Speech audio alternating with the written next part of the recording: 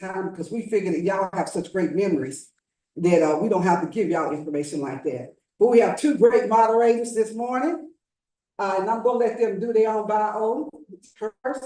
Okay. Before you get Madam Clerk, I just want to recognize our elected officials, and we have our very own Valor Efforts.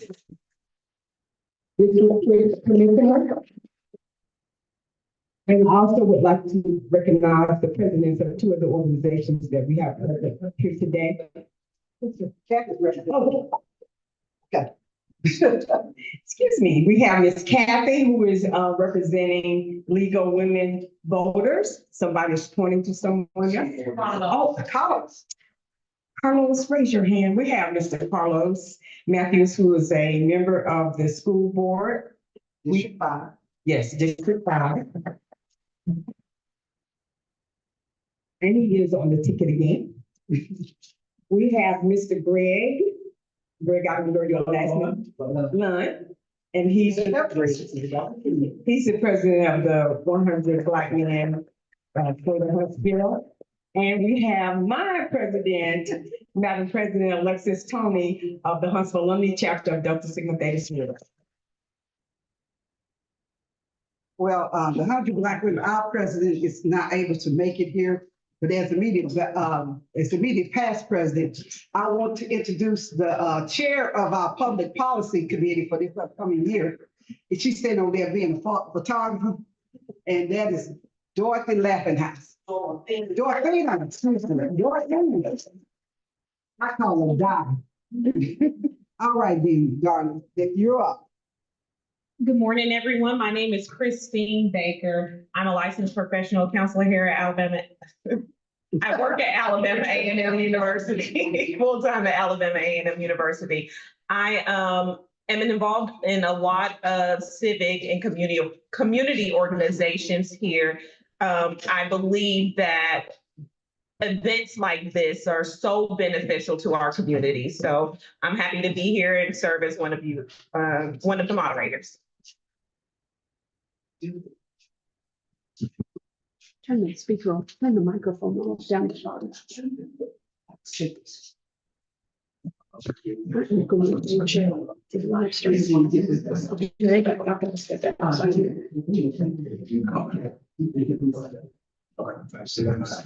Good morning. My name is Julian Boykin. I'm originally from Madison, Mississippi, so I'm a graduate of Jackson State University, Jackson, Mississippi. I've been in Huntsville since 2004. So my wife and I recently moved back after about 6 years living in DMV. So we currently live in Morgan County right now. I do work on the arsenal with the FBI. I'm also the chair of the Morgan County Regional Airport Board. I'm a member of 100 Black Men Greater Huntsville, where I serve as the political action coordinator for this particular event here. I'm also a member of Omega Psi Phi Fraternity Incorporated, where I'm a life member. Where I'm from, we have a saying, I'd rather see a sermon than hear one any day. So for those of you that made it here, you get a chance to see this. If this is your first time seeing a live debate, raise your hand. Oh, good, we got some bets. So we have a set of questions that we will be asking the candidates. If anybody has a question that you would like us to ask the candidates, you can go to that table in the back. Ms. Dorothea will have cards and pens for you to write your questions down, and we will do our best to incorporate those questions into the questions that we already have for rotation. The rules, questions for candidates. You will have 60 seconds to answer the questions. You will have a rebuttal, 30 seconds for a rebuttal. Any questions so far? For a rebuttal, do we raise our hand? Yes, so if you have a rebuttal to a question, you can raise your hand. Yes, sir. So, Mr. Julian, would there be an opportunity for us to either introduce ourselves or to conclude with like a 30-second presentation of some sort? I know we're doing a 90-second for closing remarks. Yes. And opening. And opening. So 90 seconds to open and 90 seconds for closing remarks. The only literature that you guys are allowed to have are the no cards and pen that we provided for you.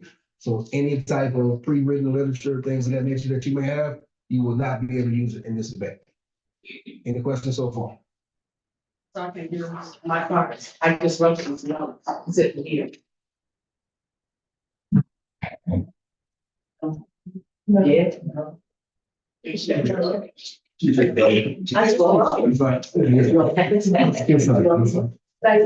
So the way we will begin, we will go in alphabetical order, and after that, the questions will be random, so it will not be the same order every time per question. So timekeeper will let you guys know when you get near the end.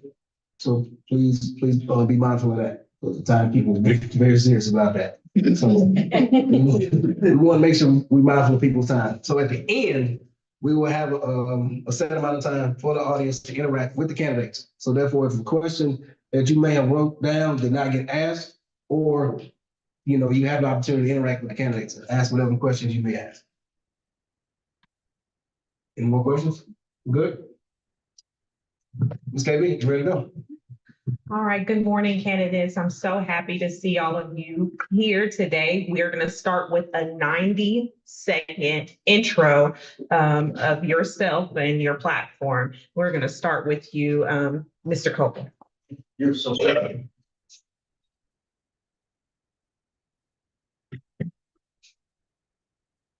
Yeah, there's a little gray button down at the bottom. Yeah. How's that? Okay, I would like to begin by saying good morning to everyone. Good morning. Again, my name is Will Culver, your candidate here in Huntsville City School Board District 1. I just want to briefly share with you my background for running the Huntsville City School Board. Now, some of you are going to learn something new about me, aside from the things that I've done publicly before. But I want you to know that of all of the candidates here today, I am the only candidate for Huntsville City School Board who has had the unique privilege of teaching in all of the then elementary and middle schools. As the first DARE officer in this city, more compassionately referred to as Chill Will. What I saw then was a disparity in our school systems. I remember vividly going into certain schools, and I'm going to date myself. 30 seconds left. Okay, so let me move on real quickly. But some people will say, well, that was back then. Yeah, true, but you have to know where you come from to know where you're going. Some of the things that I plan to do that I've been fighting for is equality in our curriculum, equality in our transportation, equality in our faculty and staff, equality in our physical facilities. And I wish I had more time to expand on that. But where we are today, we have a super. Time. Thank you. Thank you, Mr. Culver. Thank you. Ms. Harris. 90 seconds. Morning, everyone. It's good to see your friendly faces. As some of you may know, I'm Claudia Harris. I'm a local educator. I teach in Madison City Schools. I did student teaching at Lakewood Elementary. I've lived in District 1 10 years. I'm originally from Puerto Rico. I am bilingual and Hispanic. And I want to advocate for different groups in our schools that are either disenfranchised or unrepresented. A lot of my platform involves advocating for these groups, not for equality, but for equity.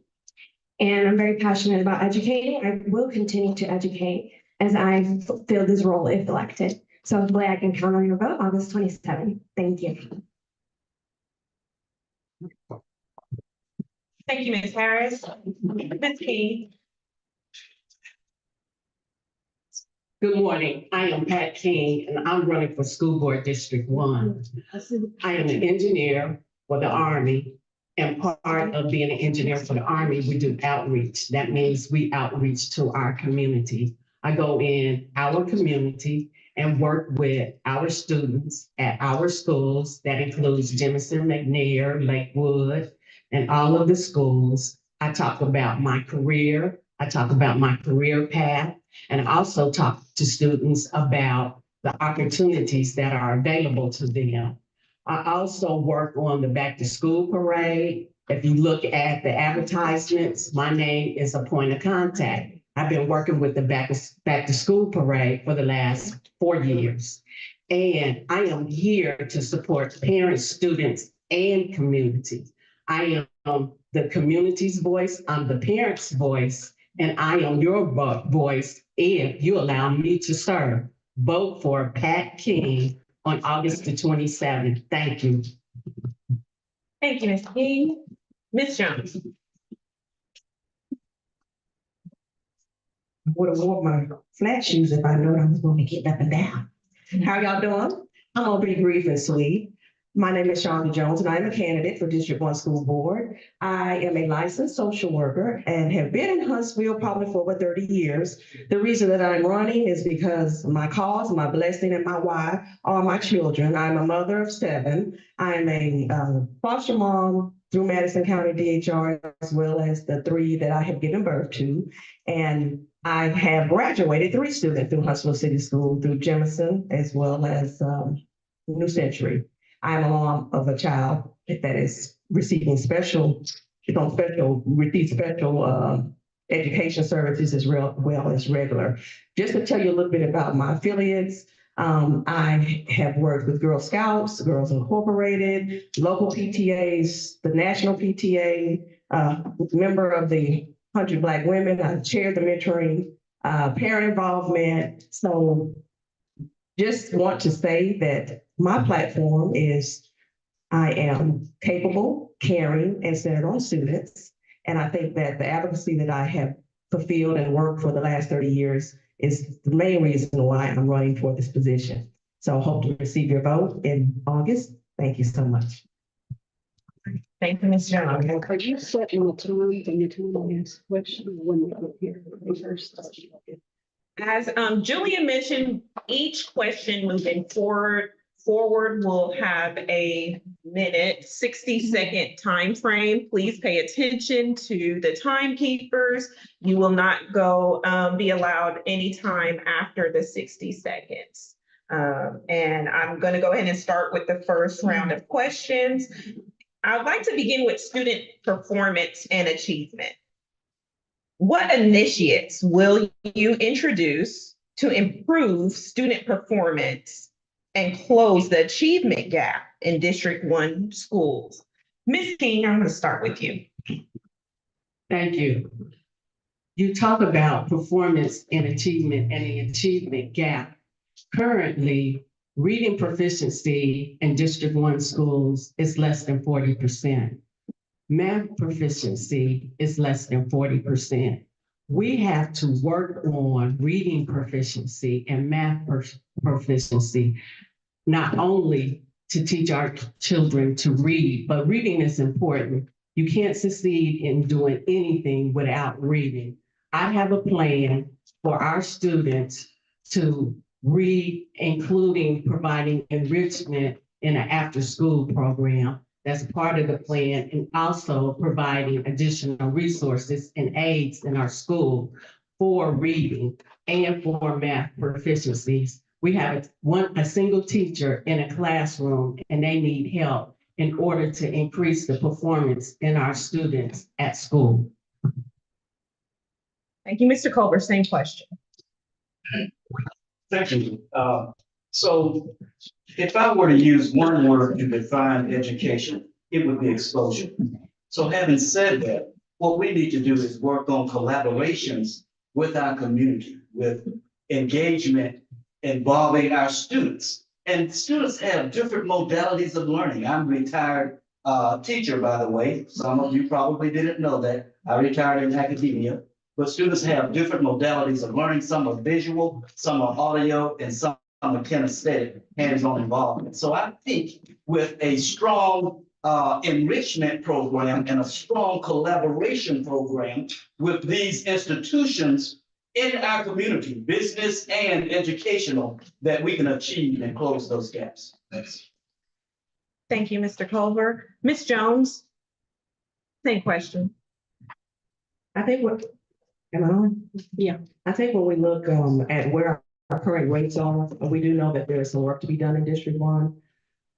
As someone who used to work within the community, and I think one of the things that I would like to see is a greater collaboration. For example, when we did have programming at Girls Incorporated, we required our staff to actually go to the school and to work with the students. I think that one of the things that we need to try to do, because we know we have to improve those things, is to have that collaboration, also to allow those teachers to support our schools and to provide that partnership so that we can work on the reading, we can work on the math, because I do believe that no significant learning can take place unless there's a significant relationship. And that's one of the components that children receive. I didn't see that sign. Am I out of time? No. You had a couple of seconds, Steve. Oh, okay. So mainly, I think the collaboration, ensuring that we have that partnership so that what's going on in the classroom, as well as what's going on in the after-school programming, and to also have some dollars to help support that. Thank you. Ms. Harris. I agree with what everyone said. We do need after-school programs, and we need supports and exposure. Well, how do we get there? If we look at the data, the reason why our schools have letter grades D, they used to be failing schools. We know that because it affects our property value. Why? Well, when we look at the data, we can see that their student growth is not where it should be. A lot of our kids come from poverty. A lot of our kids don't have exposure. They don't have support at home. So how do we fix that? We need to allocate resources so that we can have student growth at 90 or 100%. From the time they start school until they leave, they need to grow. It doesn't matter if they're lower than the other kids in Huntsville City Schools. It matters how much we grow them. That will improve our school report cards. I can look at budgets and we can see what schools need more, and we can allocate the resources where they need to go so we can have the programs that my contenders speak about. Thank you all for those responses. I heard collaboration and resources. I want to give you all an opportunity again to speak to the specific collaborations and resources and mention a specific plan as far as your platform goes in increasing student achievement and performance. So I'll start with you, Ms. Jones. I can go first. Yes. So to go to deep in a little dive to dive in a little deeper with that. I think that we have so many after school programs, but there needs to be, if the people who are working with the students after school, there was a time when Huntsville City Schools provided training. We had a partnership so that we knew what to do when the children actually made it to the after school program. We have to be on the same page. And yes, I do believe that all children are capable of learning. That sign goes me off every time. But we have to work together in order to move them forward. And I think that they all have the ability to, and I think that our job is to improve their educational experience. So I would like to see, what I would try to implement is to bring that back, is to allow the partnership, the trainings that we would be actually on the same page as Huntsville City Schools. So we're not doing something opposite of what they're doing in the classroom. Thank you. One second. Yep. Thank you. Okay. Ms. Harris.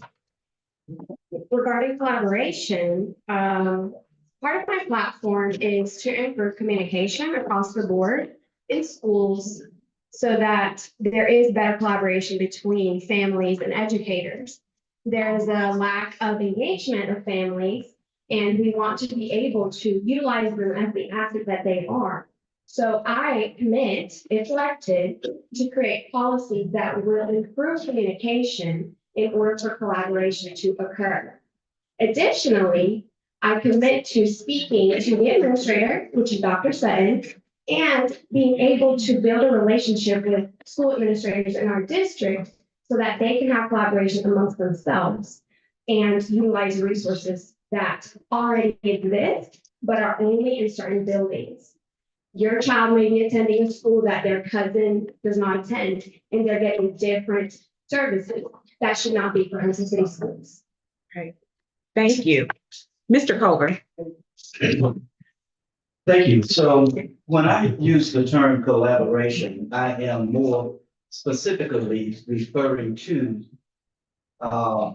relationships in the community from the businesses I look at Commons Research Park. My goal would be to have those companies that are benefiting from the dollars that are coming through Huntsville to adopt a school and go in and zero and focus in. And when I'm saying adopt a school, I'm referring to all over the city of Huntsville, but more specifically in our community, in District 1.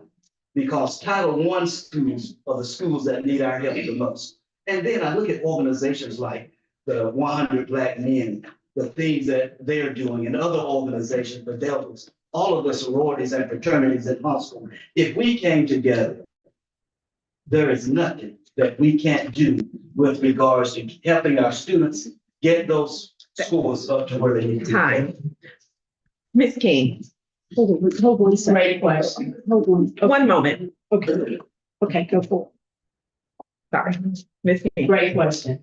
So my plan is to collaborate with industry in Huntsville, also NASA and the Army. And then District 1 is unique. District 1 educates pre-K to all the way to PhD. We have Alabama A&M with the Educational School of Education and an education program. We have Oakwood with an education program. We can pull those students and resources from those institutions and resources from industry, collaborate and work with the schools to provide what they need, including funding. And those students can help the schools in their achievement gap and work on reading. Thank you.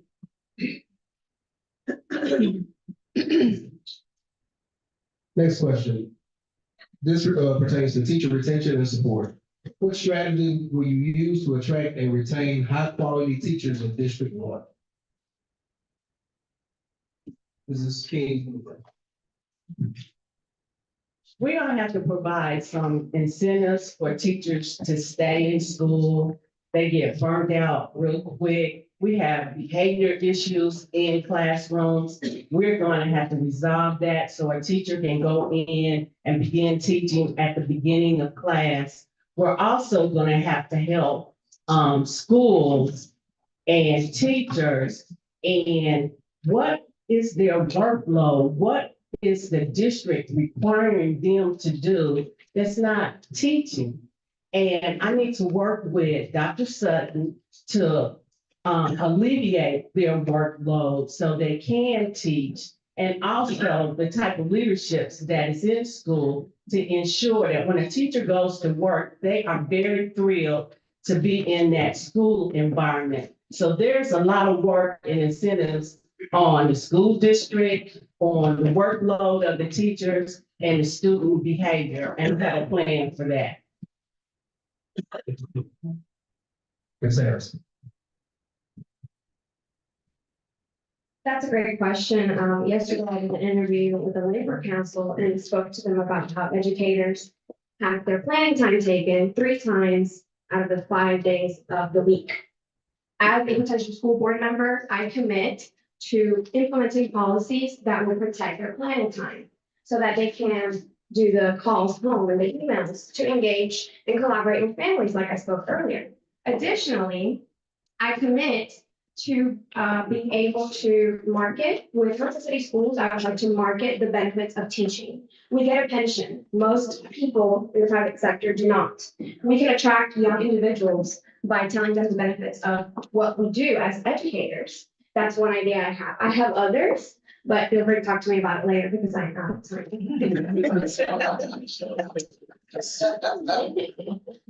Ms. Culver. Very good, but simple question. Recruitment and retention. But not for teachers. I wouldn't hold 4 degrees, including 1 terminal degree. So I say all of that to say that we've got to get the teachers' pay up to where it should be, number 1. Secondly, retention. How do we retain teachers? When someone matriculates through college, they get their first teaching job without regards to their demographics. They'll go into any school and teach. And once they get their tenure, they move out of North Huntsville schools and move into other schools. And there's a reason for that, because they get better support. But here's what we have to do. We don't need to be a training ground for teachers. We need to incentivize those teachers so that they will want to stay in our schools here in North Huntsville. Thank you. Ms. Jones. I think, kids don't learn. Oh, you want me to say that? It's better. I don't think kids learn from people that they don't like. And I do believe that everyone who is teaching has a passion to teach. I do believe that teachers have a load of responsibilities on them. And if it's possible for us to come up with creative ways to lighten that load, that would be a great assistance. I don't think throwing money at teachers is the solution, but we all know that incentives are needed and appreciated. And so I guess the main part is having a communication, open communication with the teachers to find out what they need. And then once they have communicated what they need, coming up with a creative way to implement that. Go ahead, Ms. Sarah. 30 seconds for rebuttal. I do agree with Mr. Culver. We do need to incentivize educators to stay in our district. A lot of times they do leave because they don't have the support. So we do need to provide support in school to have positive school culture. It's happening at MLK, it's happening at Longview. It can be done, but it's about implementing what's already being done in all of our district schools so that all of District 1 kids are getting the same services. Thank you. Anyone else? Yeah, You can rebut, 30 seconds. just a quick rebuttal. So I never think throwing money at a situation can be resolution. But what I am saying, when you look at all of the professions, I'm an information technology guy. I work out of Washington, D.C. I also work out of Atlanta, Georgia. I probably earn 3 times the income what teachers earn. So the thing that money is not important, it is, because teachers have families, and if we can pay everybody else all of this good money, why not pay teachers? Thank you. Thank you. Since we're on funding, I'd like to know what specific measures will you implement to ensure equitable access to educational resources for all students are allocated to District 1? And I'll start with you. Can you repeat the question? Absolutely. Thank you. Okay, what specific measures will you implement to ensure equitable access to educational resources are for all students within District 1? So as a teacher in a district that just started hiring math coaches, a district that has 100% growth and A report cards, a lot of that is because of parental support. However, when you're in a school and you can see what resources that are being allocated to the students that are in need, that are testing very low, it would be my priority as a potential board member to look at if those resources are being allocated correctly in the district, in the schools that need it the most. So as a teacher, I can look at that data and say, this school has all the supports that they need. They have the tutors that those kids need. And I can see where the gaps are and where the funding needs to go. I'm a teacher, so I see it on a daily basis. And I believe that that's needed to provide practical solutions. Thank you, Ms. King. So when we look at the school budget, the school has a budget for all the schools.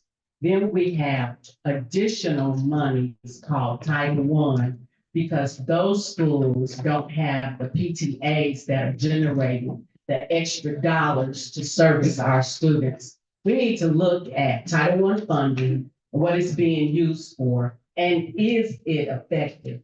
If it is not effective and we're not getting results, and children are not increasing in reading and math and so forth, we need to throw those programs away and go look at other programs. Also, we need to get industry and our partners that are employers to help provide some additional funding and resources.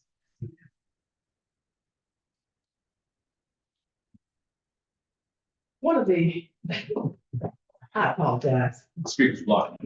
Okay. One of the things that was, I think is an advantage is serving, when I served on the desegregation advisory committee, Huntsville City Schools does a really good job at trying to be equitable. I do believe that as a board member, my job is not to do day-to-day operations, but to ensure policies are in place. And so I believe as far as the budget is concerned, my role as a board member is to ensure that the opportunities, that the funding that is being spent on all students is equitable. And all candidates, if you would please stand when you are responding so everyone in the back can hear you. Mr. Culver. Thank you. So your question goes to two of my four-pronged approach to Huntsville City School System. I introduced them to you briefly in my introduction, and that is equality in transportation, equality in faculty and staff, equality in curriculum, and equality in physical facility. So I want to focus more specifically now on point 2 and 3, and that is faculty and staff. When we're talking about resources, we've got to have very venerated teachers in our school system, not be used for a training facility, number one. Number two, our curriculums. It's great to have nice commodious facilities, but what is more important is what is being taught between those walls. So we've got to focus on curriculums, and they can differ somewhat from other parts of the city because children needs different. And what we want to do is make sure our kids are getting what they need to succeed. Thank you. Thank you all. All of you have mentioned at one point in time, support, parental support. So I'm going to ask, as a part of community collaboration, what methods will be employed to better engage parents? And I'll start with you, Ms. Jones. As someone who has gone through PTA from kindergarten all the way up to 12th grade, we know that parental involvement is important. But I think we have to come up with creative ways. Parental support is going to look a little different from district to district. But if the students need support, then we, the community, and as a board member, if you are a part of your community, I guess one of the bonuses is because I've lived in the community. This is not just some place that I just showed up. I've lived here, I've raised my children here, and I've seen the successes that can happen when students have support. I think every kid just needs someone in their corner. If that person is going to be a parent, it's great, but if the person is also going to be someone that supports the community or a shareholder or anyone that just cares about a kid, I think that is how we are going to propel our students forward. Thank you, Mr. Culver. So in an ideal setting, one of the approaches that I would use is to have first day of school for parents before school starts. So parents will have an opportunity to go to all of their children's classrooms at the beginning of the school year. Notice I said in an ideal setting. We know that doesn't work in most cases because of lack of parental support. So another approach would be, or could be, to have PTA meetings where we have our corporate sponsors to provide incentives for parents to come out. I conducted PTA meetings in every elementary school, in every middle school, and I would go to South Huntsville, and it would be wall-to-wall, treetop tall, standing room only for parents. And then I go to other schools, and there's 1, 2 parents. We've got to get creative and get outside of the box, and I can do that. Thank you, Ms. Heck. All of the candidates do want to engage family, and we all agree that that's a missing puzzle piece. What makes District 1 unique is not only that we are the highest poverty district. So with that being said, a lot of our parents are dealing with problems that are priority in their life. If you can't have money for rent, you're not going to go to a meeting at your kid's school. But a lot of the parents are millennials. And I believe that I can reach them through policy and having a good relationship with the principal. Principals are doing great things. For example, Lakewood, Rolling Hills, they're really trying to engage those parents. So it's up to me to build those relationships, see what they're already doing, and build from there to continue engaging families. Additionally, we need to encourage teachers to engage with who's taking care of that child, not mom or dad, who's taking care of that child. Thank you, Ms. Harris. Ms. King. So it appears, listening and talking, that we're talking about parents that don't want to be involved in school with their children. And that's not the case. We do have some parents that don't work. We have a lot of parents that work from 6 a.m. to 6 p.m.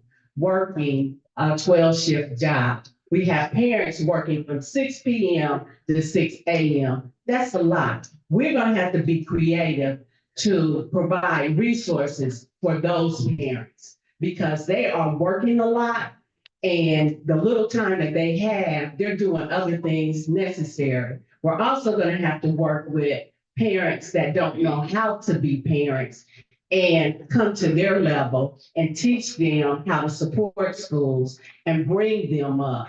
And they are all on social media. We're going to have to use social media to help parents be parents and to support their students in school. And I have a plan for that. Thank you, Ms. King. You can, Mr. Culver, go ahead, 30 seconds. Just rebuttal. I heard some chuckles over here when I was talking about the ideal situation, but let me share this with you. Huntsville City Schools did that. My then wife and I came together, went to class, and met every teacher. And let me say this, my daughter's performance was awesome. This same daughter is now Dr. Dominique Thompson, Dr. Dominique Culver Thompson, supervising ER doctor. Thank you. Thank you, Mr. Oh, you can rebut 30 seconds. Ms. Harris. So as a teacher, I know that I agree, we do need to use technology to reach millennial parents, like I mentioned. But I do believe that there are practical ways to get the parents to know what their kids need to do. We need to utilize, when we see them at car line. We see them picking their kids up at after school care. Take 10 minutes and tell them a practical way to help their kids. 15 minutes of reading every night, 15 minutes of IXL math. Practical ways, because our parents, they love their kids. I don't think they need to be taught how to be parents. I think they need to be encouraged and supported. Thank you. Thank you, Ms. Harris. Next question comes from Governance and Accountability. How familiar are you with the Alabama School Board Governance Improvement Act, and how do you plan to ensure its principles and requirements are effectively implemented in District 1? Ms. Culver. That is a very good question that I'm so glad you asked. And I'll be very candid with you. Our superintendent, I've read his plan and policy. He's involving all of the stakeholders, from parents and principals and students and teachers. So I guess our role as school board members would be to ensure that whatever the superintendent plans are, that we work with him. And the beauty about Dr. Sutton is that his plan is not in concrete. If you're familiar with it, you know that he says he's open and receptive to revisiting and revising. With that being said, I think all of us can contribute to that overall process. Thank you. Ms. King. So we do have a superintendent, and we do have a great superintendent in Dr. Sutton. Allow Dr. Sutton to come up with the plan and the board come up with the policies and procedures and make sure that he has what he needs to implement that plan. We as board members are the support mechanism for the school system and ensure that those resources and other things are available to the superintendent so he can operate and make sure that we're meeting the state requirements. Ms. Harris. I don't know if you all are aware, but Huntsville City Schools has released their capital plan. And they plan on moving certain schools, rebuilding certain schools. I had a neighbor that used to be CNP at Chapman, and that school will be no more where she used to work. So changes are coming, but these changes are going to be great because our schools are going to become more diverse, socioeconomic, ethnicity, just in general, more diverse. And that's going to help our test scores. It's going to help alleviate the stresses that administrators and teachers are dealing with. Mr. Keith and Ms. Watkins have both dealt with these issues where Mr. Keith says we have too many Section 8 vouchers, poverty brings down scores. Ms. Watkins says no one shows up to my meetings. So how do we deal with these issues?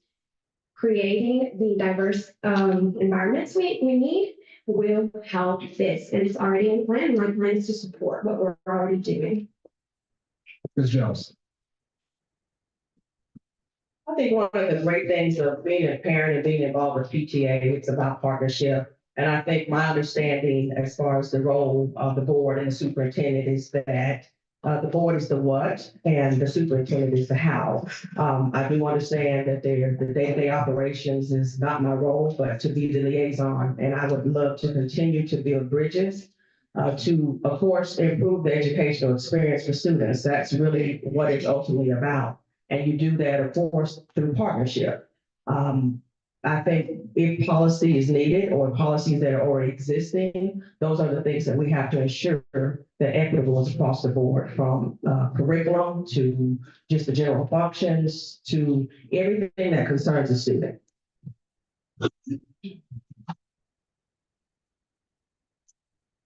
Thank you. Next question. So District 1 has had their fair share of safety situations or issues with safety. So what steps will you take as a school board, District 1 school board member, to enhance the safety and security of schools within District 1? And I'm gonna start with you, Mrs. Jones. Can you repeat the question? Absolutely. What steps will you take to enhance the safety and security of schools within District 1? As far as safety, and you said safety and security of schools, I believe that at my experience with my children, there were plans that were in place, there were procedures that were in place, it was communication. I always want to tie it back to, of course, the relationship piece. If you are a partner with your school, there are procedures and policies that are in place to inform parents when there are issues at school. And I know that there are several systems as far as how they communicate, how to get information.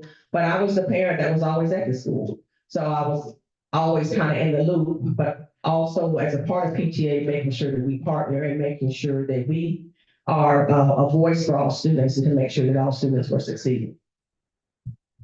Thank you, Ms. King. So I have really talked about myself, but my husband is an administrator in Huntsville City Schools, recently retired. He was the safety coordinator in the school system. Every school has a safety coordinator, and that safety coordinator is responsible for putting plans in place for the safety of the student, faculty, and staff. We as board members need to ensure that Dr. Sutton has the safety policies and procedures in place. We also need to talk with Dr. Sutton. We also need to talk to the community and parents to find out what their concerns are as far as safety and see what we can do in addition to what is already being done in our schools. Ms. Harris. So recently, I have a good friend that teaches at Jefferson, and my daughter went to a basketball game, and she said, there's metal detectors at Jefferson. And I said, well, wouldn't you rather be safe than something happens? So even though we're living in a more violent reality than our children, than our parents and their parents, we have to talk to our kids and make sure that we build relationships with the administrators so that the officers that are in the schools have good relationships with the children and that they understand that the systems in place are to protect them. One thing that Huntsville City Schools has not currently done is one entrance and one exit in all our schools. And also, if there are metal detectors at Jemison and McNair, there may be others that may be needed to install in our elementary schools as well, because we want to protect our kids, and I don't think that we can protect them too much. Thank you. Mr. Culver. Thank you. So when we're looking at protecting our children in school, we're looking at protection both internally, like Steve, what your husband, my good friend, has done all of those years. We have to have a system in place within the school system. Also, I look at it on a broader level. We have to have protection externally. And when I was a DARE officer, and I've taught in all of the then elementary and middle schools, not just in the city of Huntsville, but research shows that where there was a police officer in those schools, that behavior was better regulated. Violence and threats of violence was eradicated. So using that research, if it is still applicable, I would strongly suggest having resource officers within every school within our city, resource officers. Because those threats now are not just internally where two kids are fighting, but they can be external as well. So Time. Thank you, Mr. Culver. You can have your rebuttal, 30 seconds, Ms. Harris. I do agree about the officer's presence being important. As a former criminal justice advocate, I do think that these officers need to build relationships with our children. Black and brown children are too used to negative interactions with our police, and they need to be positive so that they can feel safe, not trauma. When I was at Williams, they arrested a 12-year-old. That baby will have that trauma forever, and we don't need that in our community. So we do need officers, but it needs to be done correctly. Thank you. Ms. Jones, 30 seconds. I just want to follow on real quickly. One of the things while my children were in school, and again, this goes back to partnership. We had a program that was called Parents on Patrol. And we weren't security, but we did more than security. And it would just took a look or a comment.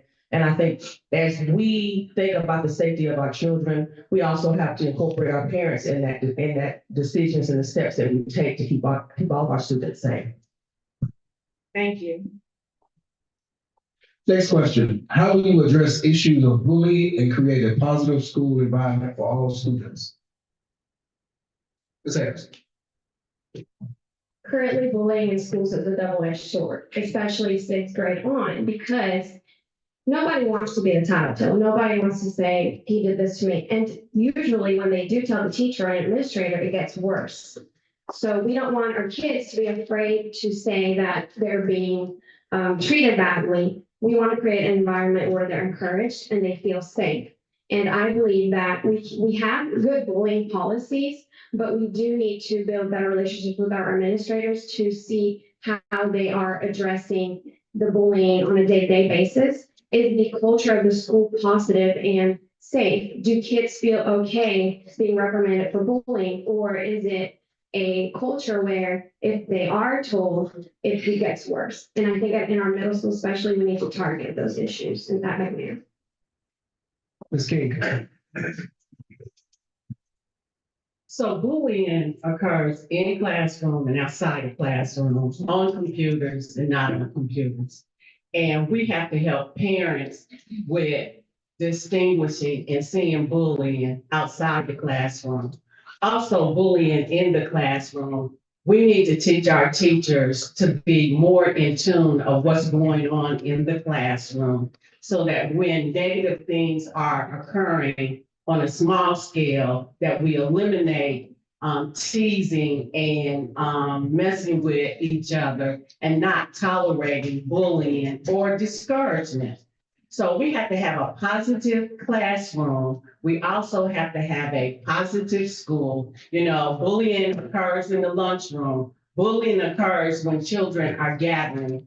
Bullying occurs outside of school. We have to, as a community, work together to eliminate bullying and talk about bullying and working with the community to eliminate bullying. Thank you. Ms. Jones. As someone with a background in social work and someone who has matriculated children through the school system, it was no place for hate. I think we should be concerned about the children receiving hate. I think we also should be concerned about the parents who want to be involved and not to be ridiculed. But what I will say is that if there's open communication, then there's always a way for students to communicate that. I know that I don't know if it currently is still in place, but there was a system through the Desegregation Advisory Committee that you can give your concerns. I know Huntsville City itself, the students and the parents can also write those concerns, but it would be nice if we also had an additional support system for teachers because they can't handle everything. So if there's a method of communication that is not on the responsibility of the teacher, but a way that the student can still get the support that they need so that they aren't bullied, I think would be effective. Ms. Culver. Thank you. So I'm not a very large guy and I was bullied in school. And that's one of the things that motivated me to become a police officer so that I can not only protect myself, but protect the community. And with that being said, Mr. Julian, beside you, I am the most buff guy here. So, bullying, however, is something that teachers need to be aware of. It may not be something visible. It could be something that is a change in a student's behavior. Those are the kinds of things that we have to look for. And secondly, we have to take bullying seriously. Yes. When a student communicates that to a teacher, that has to go to the right people in positions to deal with those kinds of issues. And I'm hoping that as your school board member, I will implement a no bullying policy in our school system with a direct path to resolutions. So usually, Huntsville City teachers will fill out the report when a child says something or does something. Administrators have stacks of these reports on their desk, and then they have student names. So it does need to go to the right person, but we do have the peer helpers program to reduce bullying and do it in a more efficient way because the stack of paper and the reports aren't working. And I will ensure, if elected, that this program continues to get funding and that the people in it get the appropriate training. So I'm aware of Bloom and the reports that the teachers put in place because my husband had to deal with those. Now, there is only so much that a principal and assistant principal can deal with. So the school needs additional resources or additional people to deal with the bullying part, those small things that an administrator really doesn't need to deal with. If those resources are in school, when a teacher puts something in place and reports bullying going on in the school, then those counselors, those aides, and those other people can deal with the student that is bullying. Because a lot of times bullying is from low self-esteem, and we need to work with the child and find out what's going on with the child and in the home, and therefore eliminate bullying. Thank you. This will be the last question before the closing remarks. So, and this question came from a community member. How do you plan to address the learning gap at the preschool level? And I will start with you, Mr. Culver. So, children, I father 4 children. I have 3 living, and I have 2 grandchildren. That stage, when we're talking pre-K, really it starts at home. Children's brain are the most absorbent at a very early stage in life. They're studying us as their parents, and they are able to really discern things about us that we may not even know about ourselves. So I think a lot of resources need to be made available for children during those early years. And the way that we do that is by bringing in counselors and other individuals to really help children grasp the things that they need to learn. Now, I'm stumbling a little bit, but my emphasized point is that is the most critical time, that early start in life. So our emphasis needs to be placed on that. Thank you, Ms. Culver. Ms. Harris. So, some of you may know, I have a 1.5-year-old, and he's slightly bilingual. He says some words in Spanish, some in English. He thinks he's older than 1.5, and I was like, this attitude, like, I can't do this. So I texted a friend of mine. She told me there's a program called Parents as Teachers. It's free. They come to your house. It's similar to early intervention, but it's for all kids, not just kids with disabilities or with learning gaps. So we have early intervention, which is free, and then we have parents as teachers. Those are 2 free resources that I know of personally. I think Huntsville City Schools could implement policy where they want to attend free pre-K, because when they turn 4, there is room for pre-K, but as we all may know, there's not room for all our 4-year-olds. So a lot of parents are paying for daycare until they go to kindergarten. Some of those kids are behind. And so I believe we can implement policy where we inform parents about these programs, and we can do a checkup on them 1 year before they're eligible for pre-K to make sure that most of our parents take advantage of these resources. Thank you, Ms. Harris. Ms. King.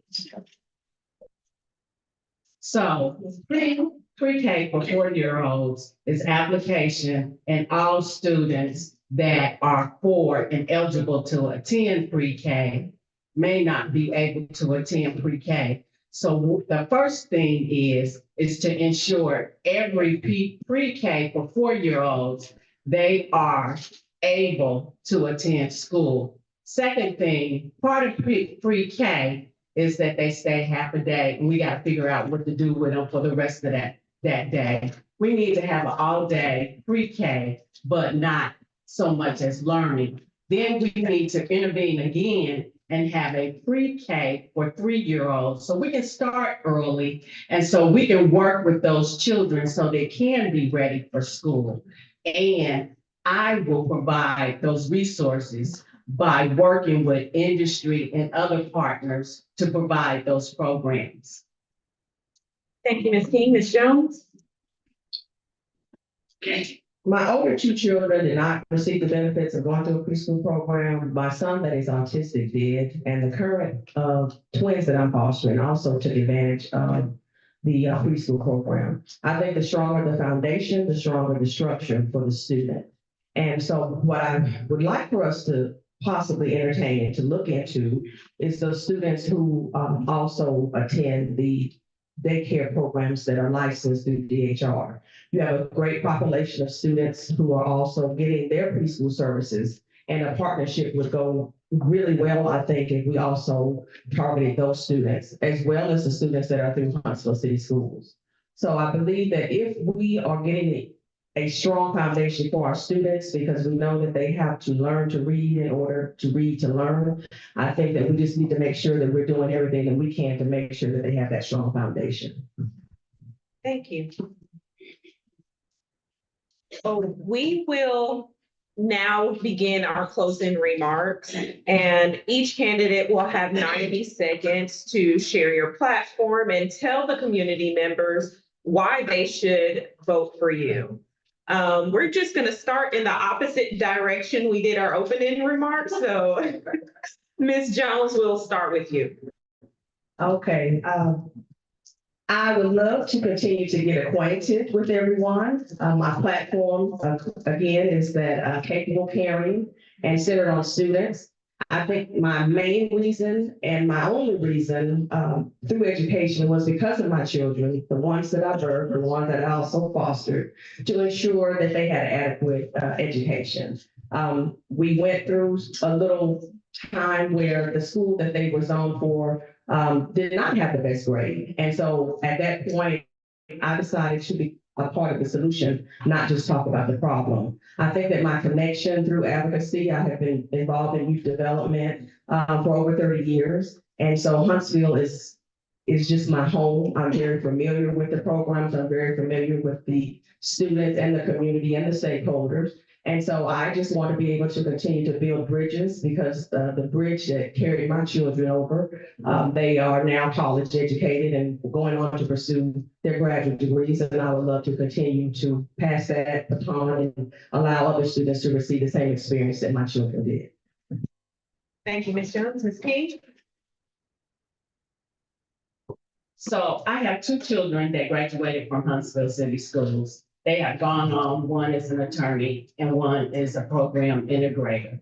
So we have had success going through Huntsville City Schools. I'm a grandmother also, and that's why I am running for school board, because I want Huntsville City Schools to be a great school system, providing an excellent education so my grandchildren can attend a school in Huntsville City. Now, also, my campaign is grassroots. All the funding that's coming to my campaign are your $10, your $20, and your $50 donation. I am unbought and unbossed. I am beholden to my community, the educators and the students and community members in Huntsville in District 1, and I will represent you well. Vote for Pat King on August the 27th, and I will represent you and be your voice, and I will be listening to you, and you can reach me. Thank you. Thank you, Ms. King. Ms. Harris?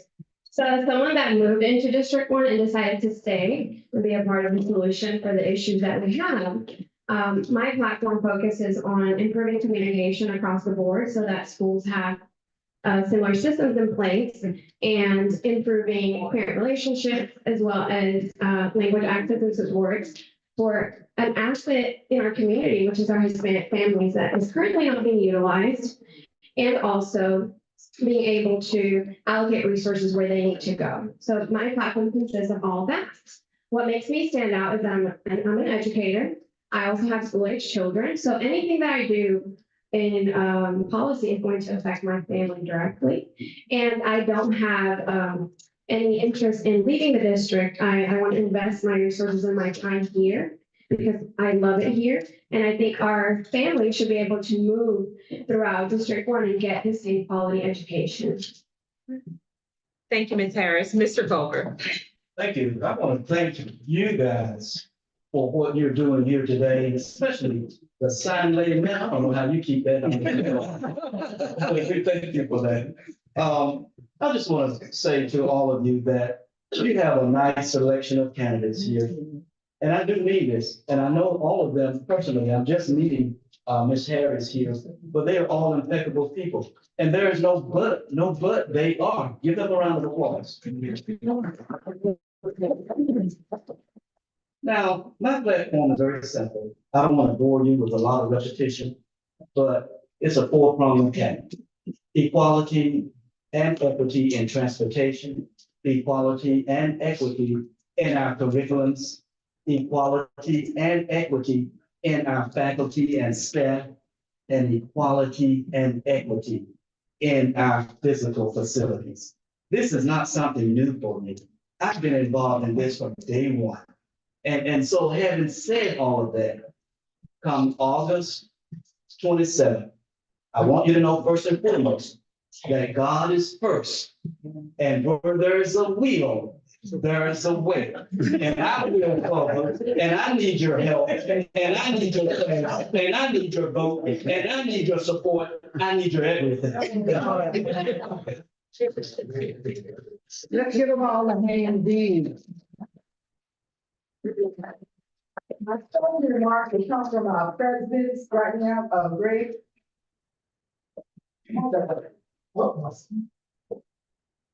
Ladies and gentlemen, I'm Greg Hunt, president of the 100 Black Men of Greater Huntsville Incorporated. Today, we wanted to make sure, as a collaboration and organization, that you have an opportunity to talk to your candidates and your districts. And I hope that you got the information that you need to help you make an informed decision at the voting booth. So our whole platform is education and awareness in each one of the communities. This has not been done in the past. The only thing that's happened, you've seen yard signs and things like that. And then you're trying to figure out, who best represents you in your district. This is our effort to, number one, make that a realization for you. So I want to thank you for coming out to this forum. And I also like to thank each one of the candidates that's up here that is willing to let you know who they are and how they may represent you at the polls. Good afternoon. My name is Alexis Tony. I'm the president of the Huntsville Alumni Chapter of Delta Sigma Theta Sorority. I too would like to thank you all for coming out today. You could have been anywhere else, but you chose to be here to advocate for our kids. These are our kids. They are our future. So therefore, I thank you all for coming out. I thank you candidates for your diligence and your commitment to our children. And more importantly, I hope that all of our parents, my child has graduated, but I'm still advocating for kids because they are all ours. So thank you all again for coming out today. Thank you. My name is Kathy Jones, and I'm a member of the Tennessee Valley League of Women Voters and president of the Alabama League of Women Voters. And I want to thank everyone in this room for showing up, and also especially thank you all to the candidates. Local government is so critical to meeting the needs of all of our families and all of our children. Everything starts at the local government level. Elections matter, voter turnout matters. One of the things that's going to make the biggest difference is for all of us to get people to the polls. Voter turnout is going to turn around a lot of elections. And the more we can do, the better our government will work. Democracy works better when all of us vote. That's the reason I'm sorry. Every time they ask for presidents, I'm working and I keep forgetting about the NAACP, but I just want to thank you all for coming out. As you all know, this is a collaboration of nonprofit organizations, and we're trying to work together to ensure that we get all of our voters who are eligible to vote out to vote. So it's not just voter registration, but it's mobilization. So we want to get them registered, but we want to get them to the polls. We want to make sure that their vote is their voice and that it is being heard.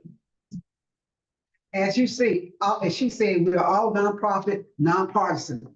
So we want you to know before you leave here, we do not endorse candidates. We do not endorse candidates. For the third time, you ask, we do not endorse candidates. But we do endorse policies. And that's what binds us together. So when we brought this committee together, we was thinking, okay, better than 5 different groups trying to put on forums, let us put it together. We start uniting our community. So you can all have a voice of one, because it makes a difference, because we need to show the rest of Huntsville how united District 1 can be if we're given the opportunity to be that way. So we're going to let you guys mingle for, okay, I certainly will. Don't forget, there's voter registration out there. And please go check your voter registration. We had one person here last time who has voted in every election, but when she checked, she was inactive.